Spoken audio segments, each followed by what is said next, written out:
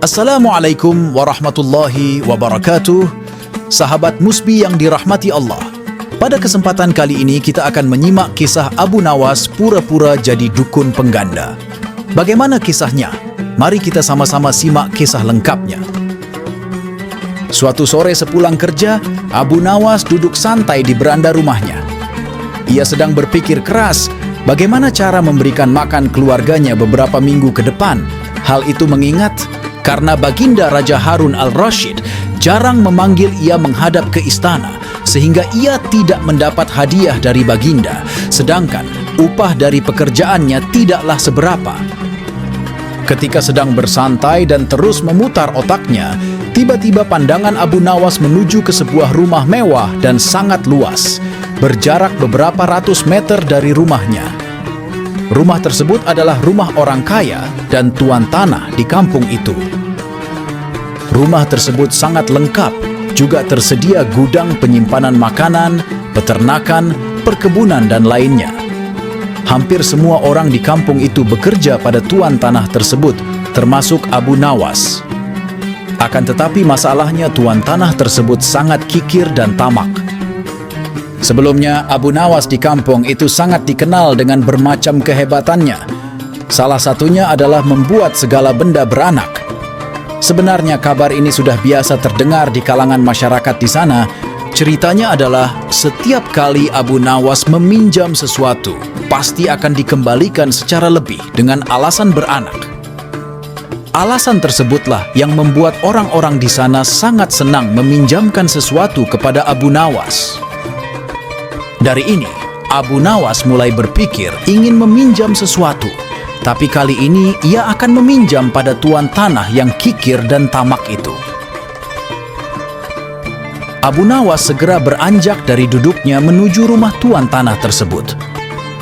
Sesampainya di sana, Abu Nawas langsung menyampaikan maksudnya. Ia ingin meminjam 3 butir telur dari tuan tanah tersebut. Terang saja si tuan tanah senang bukan kepalang, karena mengetahui jika telurnya nanti akan beranak saat dikembalikan Abu Nawas. Karena kesempatan itu, si tuan tanah mulai menggunakan segala cara agar Abu Nawas meminjam uang padanya. Dengan harapan juga akan beranak, ia juga menawarkan pinjaman-pinjaman lain kepada Abu Nawas, tetapi semuanya ditolak. Abu Nawas hanya meminjam 3 butir telur kepadanya. Saat tuan tanah menanyakan kapan telur itu akan beranak, Abu Nawas menjawab itu tergantung dengan keadaan. Kemudian pamit meninggalkan rumah tuan tanah tersebut. 4 hari sudah berlalu. Abu Nawas pun mengembalikan telur yang dipinjamnya dengan 5 butir telur.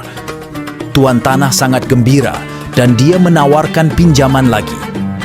Abu Nawas pun meminjam piring sebanyak 2 buah, dan tuan tanah itu dengan senang hati meminjamkannya dengan harapan piring beranak seperti telur sebelumnya. 4 hari pun berlalu lagi dan Abu Nawas mengembalikan piring sebanyak 3 buah. Walaupun tidak sesuai dengan yang diharapkan, tetapi hati si tuan tanah cukup gembira. Ia berpikir tidak apalah hanya beranak 1, karena bisa saja seseorang itu mempunyai anak 1, 2, bahkan tidak memiliki anak sama sekali. Seperti biasa, ia kembali menawarkan pinjaman uang kepada Abu Nawas. Abu Nawas tetap menolak. Dengan segala cara bujuk rayu tuan tanah yang tamak, akhirnya Abu Nawas setuju untuk meminjam uang padanya. Tidak tanggung-tanggung, ia diberi pinjaman sebanyak 1.000 dinar. Uang sebanyak itu cukup untuk membayar upah selama 1 bulan untuk semua orang yang bekerja pada tuan tanah tersebut. Setelah menerima pinjaman uang 1.000 dinar, Abu Nawas segera pamit meninggalkan si tuan tanah. Hari-hari terus berlalu, tuan tanah harap-harap cemas. Tidak terasa sudah sampai 1 bulan. Abu Nawas juga tidak kunjung datang ke rumahnya untuk mengembalikan pinjamannya yang sudah beranak. Karena sudah tidak sabar, dengan perasaan gembira, si tuan tanah berangkat menuju rumah Abu Nawas bersama beberapa pengawal. Namun sayang, ketika sampai di rumah Abu Nawas, ia mendapat berita yang sangat mengejutkan.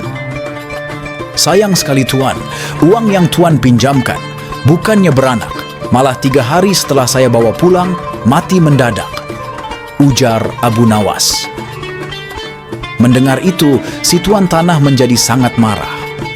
Abu Nawas hampir dipukuli oleh para pengawal tuan tanah, tapi untung saja tidak jadi karena pada saat itu ada rombongan pekerja yang baru pulang. Tuan tanah pun segera kembali ke rumahnya dengan perasaan yang sudah bercampur aduk. Keesokannya ia mengadukan Abu Nawas ke pengadilan dan berharap Abu Nawas dihukum gantung atau bahkan dihukum rajam. Di depan hakim, Abu Nawas melakukan pembelaan dengan membeberkan semua duduk persoalannya. Demikian juga dengan si tuan tanah. Pengadilan pun memutuskan bahwa Abu Nawas tidak bersalah karena sangat masuk akal kalau sesuatu yang bisa beranak pasti bisa mati. Seketika itu juga tuan tanah yang tamak itu jatuh pingsan dan Abu Nawas pun terbebas dari segala hukuman.